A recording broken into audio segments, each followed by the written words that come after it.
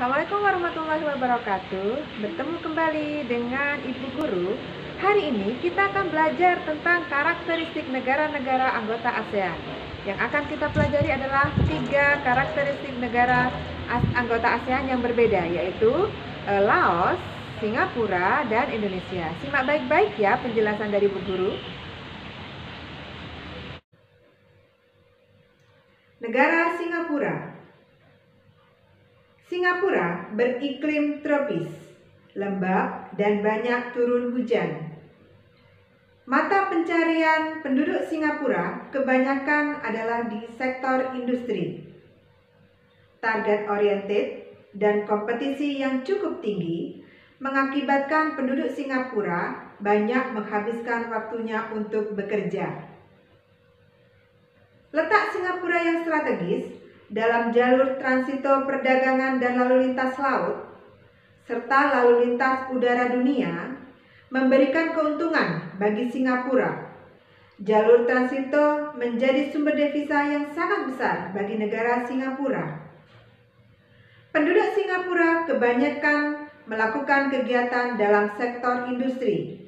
Singapura merupakan pelopor industri di kawasan Asia Tenggara, bahkan menjadi negara yang mempunyai kekuatan industri terbesar di dunia.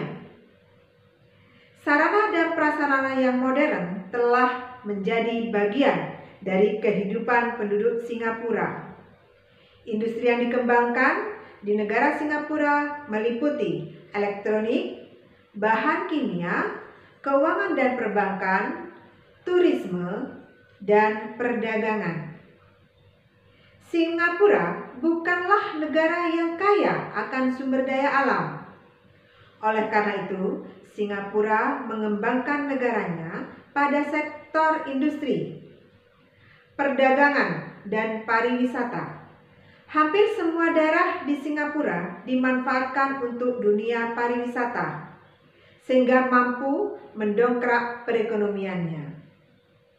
Pertambangan dan pertanian yang menjadi andalan di negara-negara Asia Tenggara tidak dimiliki oleh Singapura dalam jumlah yang sangat besar. Namun demikian, letak Singapura yang strategis ini mampu menjadikan Singapura sebagai negara yang maju di kawasan Asia Tenggara. Indonesia adalah negara yang beriklim tropis dengan 2 musim, yaitu musim penghujan dan musim kemarau.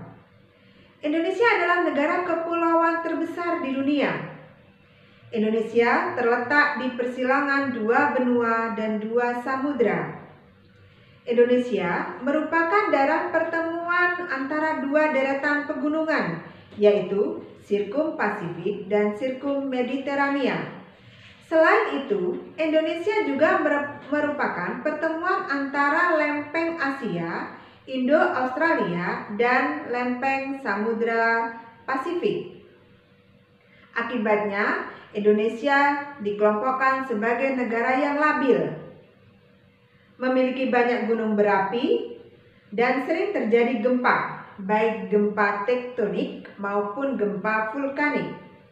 Keuntungan banyak memiliki gunung berapi mengakibatkan beberapa daerah yang ada di Indonesia ini memiliki tanah yang sangat subur. Ekspor utama Indonesia mengandalkan sektor minyak dan gas, serta hasil sumber daya alam berupa bahan-bahan mentah seperti hasil hutan, ada rotan, kayu, karet, dan lain sebagainya.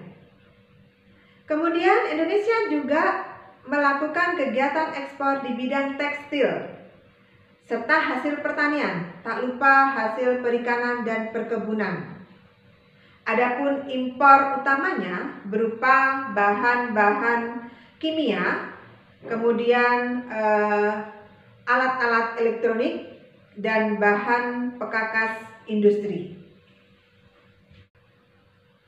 Negara Laos adalah negara pegunungan dengan kawasan hutan tropis yang belum terjamah. Laos merupakan satu-satunya negara di Asia Tenggara yang jalan masuk ke wilayahnya tanpa melalui jalur laut. Sebagian wilayah Laos adalah daerah pegunungan dan wilayah lainnya merupakan dataran tinggi.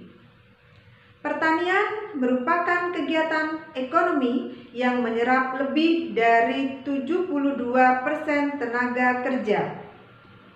Sarana transportasi belum banyak dan sarana telekomunikasi juga masih sedikit. Hal ini membuat laju perdagangan berjalan kurang baik di negara Laos. Ekspor utama Laos berupa barang tambang seperti biji timah, kapas, kopi, kapur barus, dan kulit. Kegiatan impor dilakukan untuk memenuhi kebutuhan hidup diantaranya beras, minyak bumi, mesin-mesin, barang elektronik, dan barang konsumsi lainnya.